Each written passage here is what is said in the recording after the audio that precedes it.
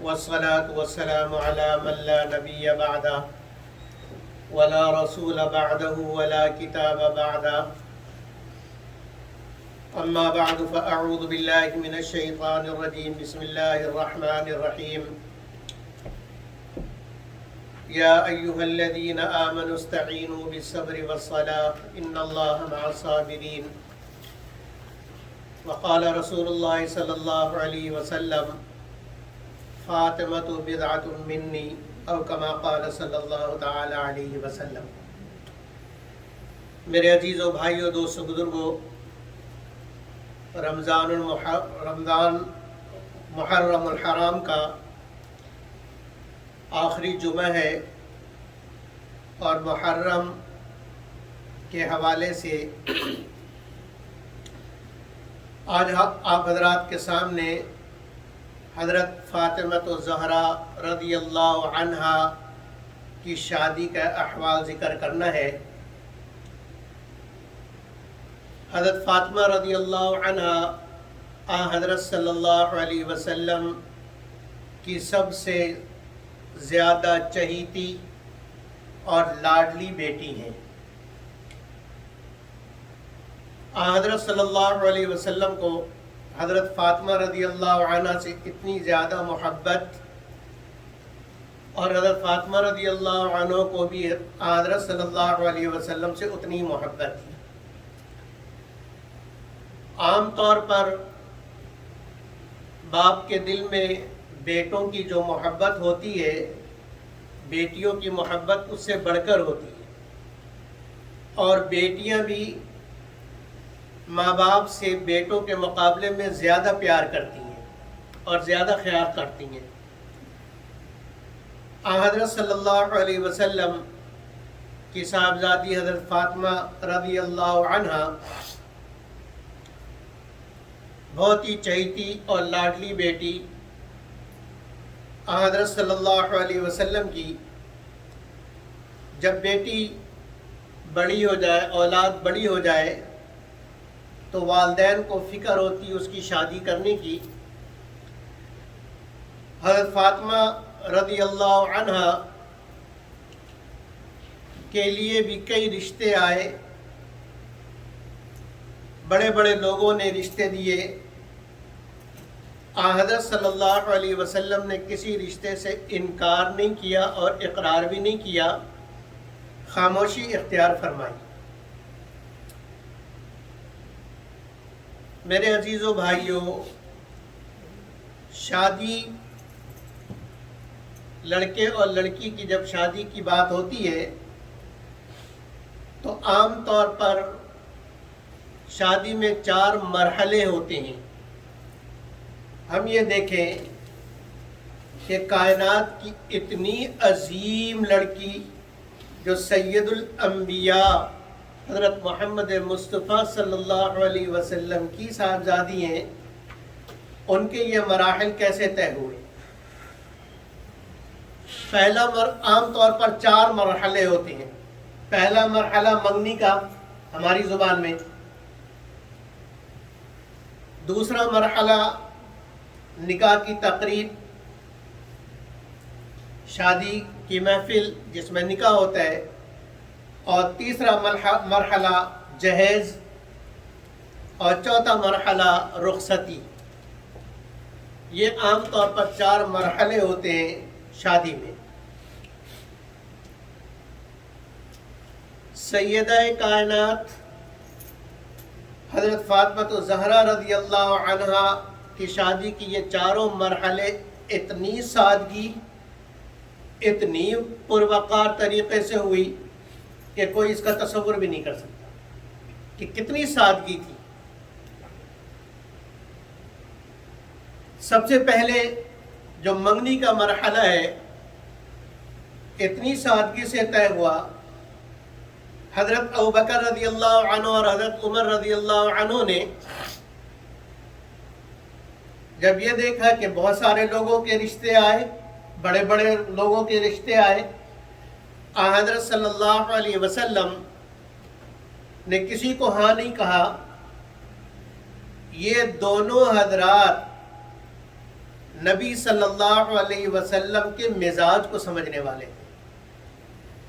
ابو بکر رضی اللہ عنہ اور عمر رضی اللہ عنہ کے خاص بات یہ کہ یہ آپ صلی اللہ علیہ وسلم کے ذہن کو سمجھتے تھے، آپ کے مزاج کو سمجھتے تھے کہ نبی چاہ کیا رہا ہے۔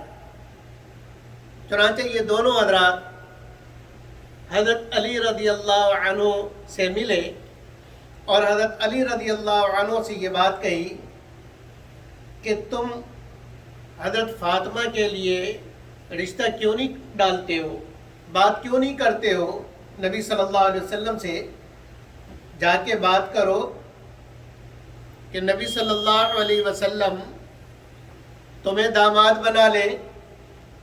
حضرت علی رضی اللہ عنہ نے ان دونوں حضرات سے کہا کہ مجھے خود کہتے ہوئے شرم آتی ہے، میں خود کیسے کہوں؟ لیکن یہ دونوں حضرات شیخین بار بار اصرار کرتے رہے۔ چنانچہ حضرت علی رضی اللہ عنہ بارگاہ نبوت صلی اللہ علیہ وسلم میں حاضر ہوئے۔ نبی صلی اللہ علیہ وسلم نے پوچھا علی کیسے آنا ہوا، علی کیسے آنا ہوا؟ تو حضرت علی رضی اللہ عنہ نے اپنا مدعا عرض کیا۔ مدعا سنتے ہی نبی صلی اللہ علیہ وسلم یعنی یوں لگتا ہے کہ نبی صلی اللہ علیہ وسلم اسی کا انتظار کر رہے تھے۔ جیسے حضرت علی رضی اللہ عنہ نے اپنا مدعا عرض کیا کہ میں اپنے لیے شادی کا پیغام لایا ہوں حضرت فاطمہ سے، سنتے ہی نبی اکرم صلی اللہ علیہ وسلم نے ارشاد فرمایا اہلا و سہلا، اہلا و سہلا، یعنی اپنے گھر کی بات، گویا کہ رشتہ منظور۔ یہ ہماری اصطلاح میں گویا منگنی ہو گئی، نہ کوئی مہندی، نہ کوئی ڈھول تماشا، نہ کوئی گیت، نہ لڑکی کے ہاتھ پہ پیسے رکھے گئے۔ پتہ نہیں کہاں سے یہ رسمیں آ گئیں کہ منگنی کا مطلب یہ ہے کہ لڑکے والے لڑکی کو کچھ دیں۔ کچھ نہیں ہوا، ایسی کوئی بات نہیں ہوئی۔ ادھر سے یہ ایجاب ہوا کہ میں چاہتا ہوں، نبی صلی اللہ علیہ وسلم کی طرف سے قبولیت ہوئی کہ ٹھیک ہے، منگنی ہو گئی۔ اور پھر اس کے بعد نبی اکرم صلی اللہ علیہ وسلم نے پوچھا، حالات آپ کے سامنے تھے، حضرت علی کے حالات بھی سامنے تھے، پوچھا کہ علی شادی کے خرچے کے لیے تمہارے پاس کچھ ہے؟ پتہ تھا کچھ نہیں، اس لیے کہ ہر گھر کی کیفیت وہی تھی۔ تمہارے پاس کچھ ہے؟ عرض کیا کہ حضور میرے پاس صرف ایک گھوڑا ہے اور ایک زرہ ہے، ایک گھوڑا ہے ایک زرہ ہے، اس کے علاوہ میرے پاس میری ملکیت میں کچھ بھی نہیں۔ نبی اکرم صلی اللہ علیہ وسلم نے ارشاد فرمایا کہ گھوڑا تو تمہاری جہاد کی ضرورت کے لیے ہے، اسے تو اپنے پاس رکھو، زرہ بیچ دو اور زرہ بیچ کر شادی کی تیاری کرو۔ حضرت علی رضی اللہ عنہ اپنی زرہ اٹھا کر مدینہ منورہ کے بازار میں چلے گئے۔ ابھی بازار میں پہنچے ہی تھے کہ مدینے کے تاجر حضرت عثمان رضی اللہ عنہ سے ملاقات ہو گئی۔ حضرت عثمان رضی اللہ عنہ نے پوچھا کہ علی بازار میں مارکیٹ میں کیسے آنا ہوا؟ سارا واقعہ عرض کیا، سنایا، اور پھر کہا کہ میں زرہ بیچنے آیا ہوں، کیونکہ نبی صلی اللہ علیہ وسلم نے ارشاد فرمایا زرہ بیچ دو، شادی کی تیاری کرو، تو اس لیے زرہ بیچنے آیا ہوں تاکہ شادی کی تیاری کروں۔ حضرت عثمان رضی اللہ عنہ نے پوچھا کہ اپنی زرہ کتنے میں بیچنا چاہتے ہو؟ تم نے اس کی کیا قیمت لگائی ہے؟ حضرت علی رضی اللہ عنہ نے فرمایا 450 مسقال میں نے اس کی قیمت مقرر کی۔ کوئی بارگیننگ نہیں، کوئی کمی بیشی نہیں، کوئی سامان کو چیک کرنا نہیں۔ فوراً حضرت عثمان رضی اللہ عنہ نے ارشاد فرمایا کہ ٹھیک ہے میں خریدتا ہوں۔ زرہ ان سے لے لی، 450 مسقال ان کے حوالے کر دی، سودا ختم، سودا ہو گیا۔ جب حضرت علی رضی اللہ عنہ واپس جانے لگے، حضرت عثمان رضی اللہ عنہ نے پھر انہیں آواز دی، کہا سودا تو ختم ہو گیا، اب یہ میری ملکیت ہے، پیسے آپ کو مل گئے۔ اور عجیب بات کہی کہ اس زرہ کے علی مجھ سے زیادہ مستحق ہے، اس زرہ کے علی مجھ سے زیادہ مستحق ہے، لہذا آپ یہ زرہ اپنی شادی کا تحفہ سمجھ کر رکھیں، یہ زرہ شادی کا تحفہ سمجھ کے رکھ لیں۔ اللہ اکبر۔ کیا بتانا مقصود تھا کہ علی تو شیر ہے، شیر خدا ہے، جب یہ میدان میں کافروں کے مقابلے میں اترے گا تو شیر خدا کے ہاتھ میں خدا کی تلوار ہوگی جو کافروں کا سر قلم کرے گی، اور کافروں کی طرف سے جو وار ہوگا عثمان کہ یہ دیا ہوا تحفہ اس وار کو روکے گی، یہ زرہ روکے گی، تلوار علی کی چلے گی اور علی کو وار سے عثمان غنی کے زرہ روکے گی، بچائے گی۔ دونوں چیزیں لے کر نبی اکرم صلی اللہ علیہ وسلم کی خدمت میں آ گئے۔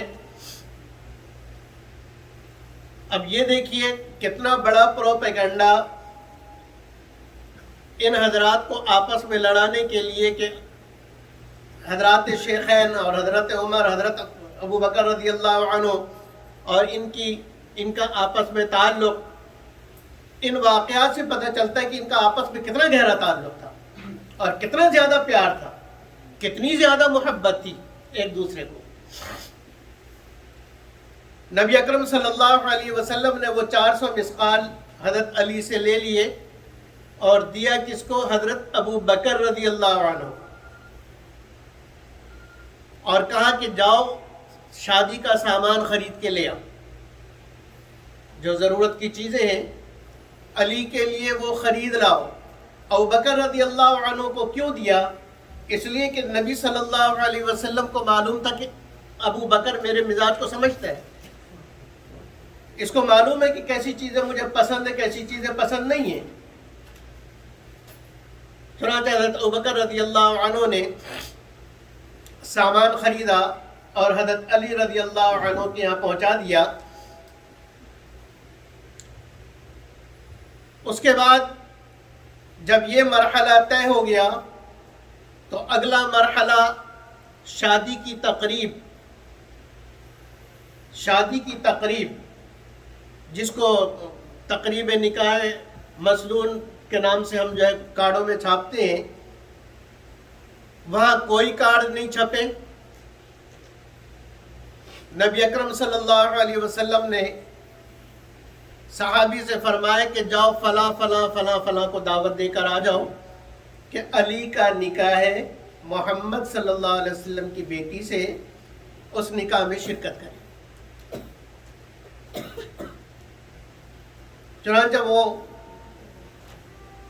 نکاح کی تقریب میں جو لوگ شریک تھے، حضرت ابو بکر، حضرت عمر، حضرت عثمان، سعد بن ابی وقاص، یہ بڑے بڑے حضرات شریک تھے، اور انصار مدینہ کے کچھ لوگ شریک تھے۔ اب یہ تیسرا مرحلہ تقریب نکاح کا، کوئی لڑکی والوں کی یہاں عام طور پہ بارات آتی، جی بارات آ رہی ہے، لڑکے والوں کے یہاں سے تیاری ہوتی ہے کہ بارات میں اتنے آدمی آئیں گے، جھگڑے یہیں سے شروع ہوتا ہمارے یہاں کہ لڑکے والے کہتے ہیں کہ اتنے 100 لے کر آئیں گے، 400 آدمی لے کر آئیں گے، اور لڑکے والوں کی حیثیت نہیں ہوتی 400 کھلانے کی۔ اب اس پہ ہی تکرار شروع ہو جاتا ہے، تو ابتدا سے ہی لڑائی شروع ہو جاتی ہے۔ یہاں بارات آ رہی ہے حضرت علی رضی اللہ عنہ کی، اور کس کے گھر بارات کس کی آ رہی ہے؟ حضرت فاطمہ رضی اللہ عنہ کی۔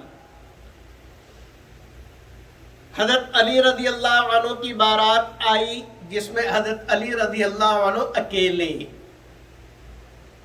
اکیلے تشریف لائے، کوئی ڈھول تماشا نہیں، کوئی گانا بجانا نہیں، کوئی لوگوں کا جمع غفیر نہیں، اور آئے بھی عام کپڑوں میں، نئے کپڑے بھی نہیں۔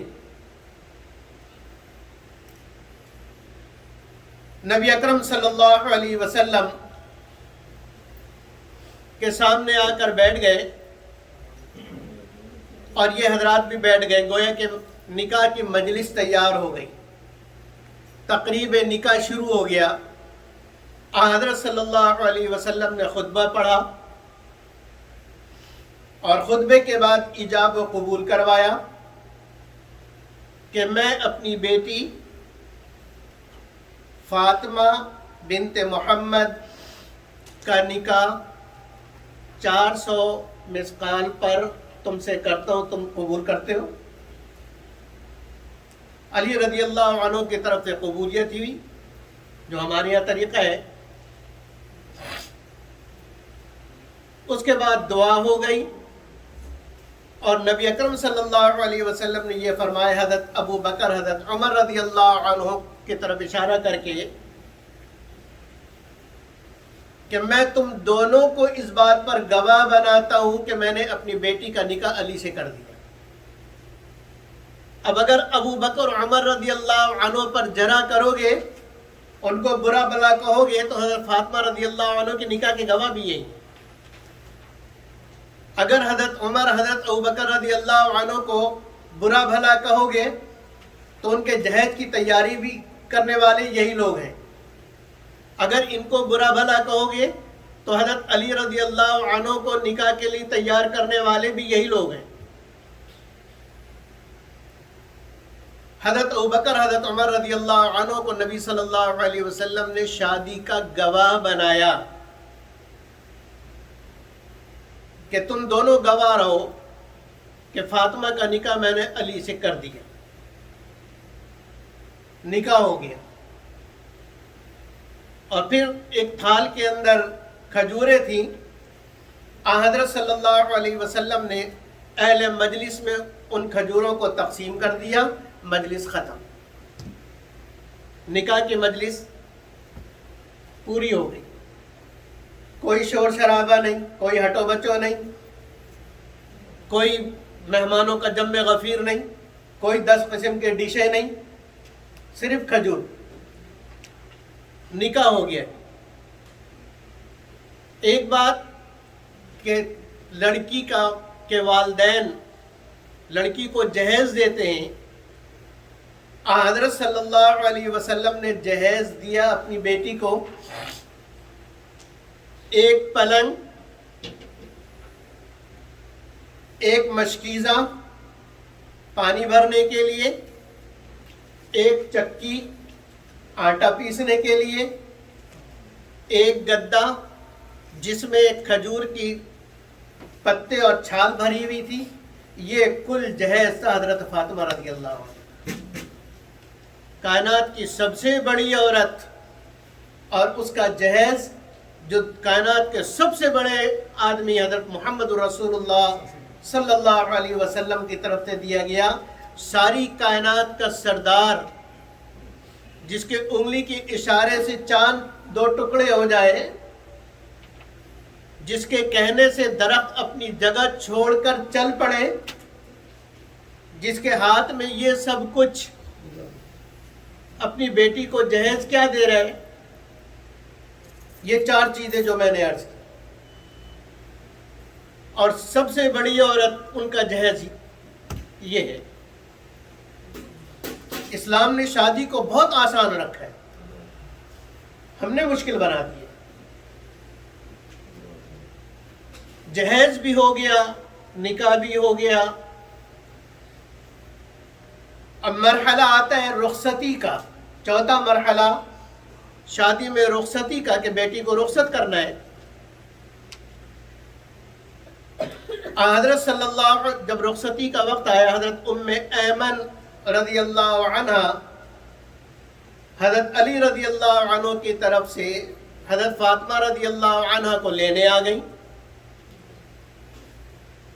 چنانچہ نبی اکرم صلی اللہ علیہ وسلم نے حضرت عائشہ رضی اللہ عنہا، حضرت ام سلمہ رضی اللہ عنہا، ان سے کہا کہ بیٹی کی رخصتی کی تیاری کرو. ان دونوں نے ایسی محنت کی، اتنا پیار، اتنا خلوص، اتنی محبت سے بیٹی کو تیار کیا رخصتی کے لیے.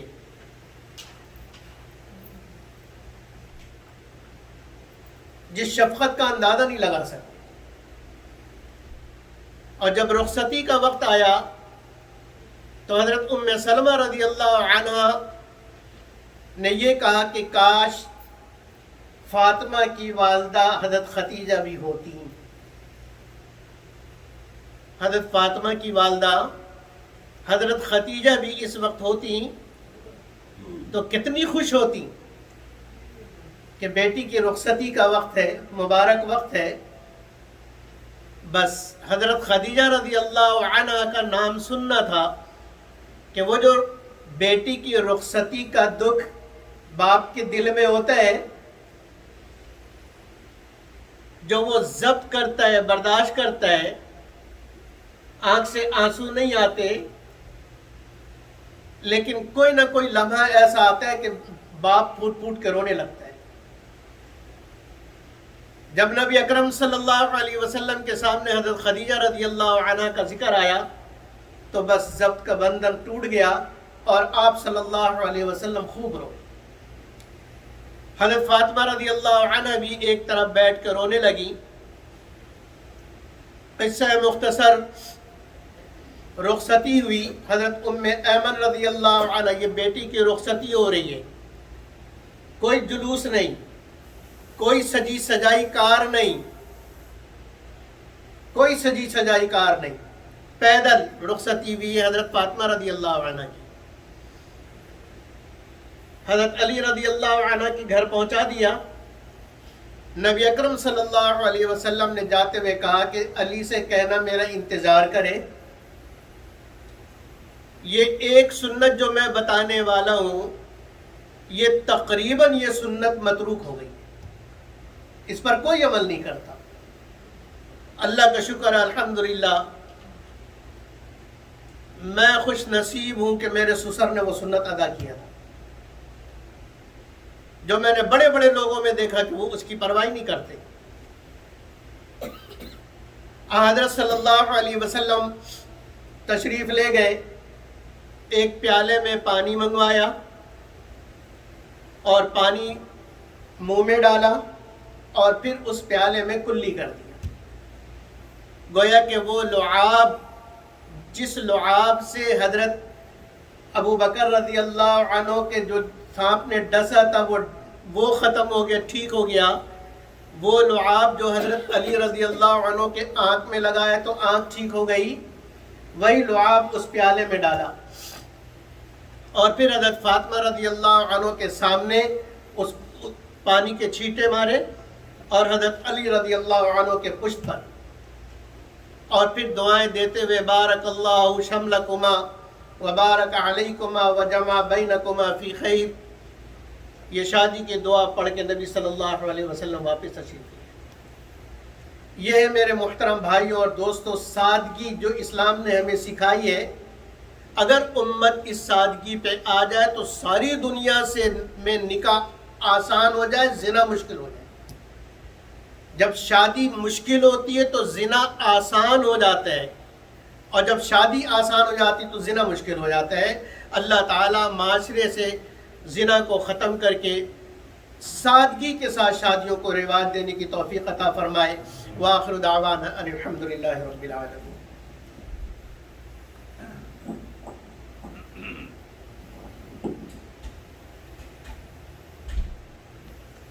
اللہ